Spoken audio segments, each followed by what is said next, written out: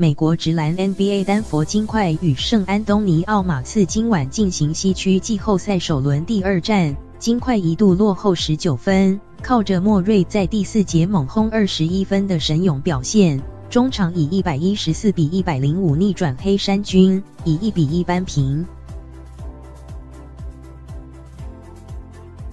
路透社报道，半场打完马刺取得10分领先，金块表现低迷，第2节一度落后19分，直到第3节才开启反击模式，将比数逐渐拉近至落后7分。莫瑞 Jamal Murray 在决胜节找回节奏，火力全开海灌21分，帮助球队奠定胜机。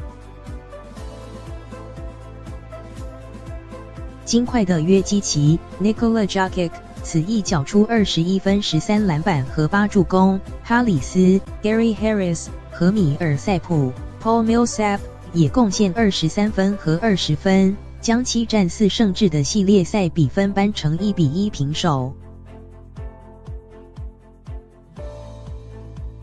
马刺方面，德罗森 DeMar DeRozan 手感发烫，砍下季后赛生涯新高的31分，阿德雷奇 LaMarcus Aldridge 也缴出24分的好成绩，仍难敌金块下半场的猛烈攻势。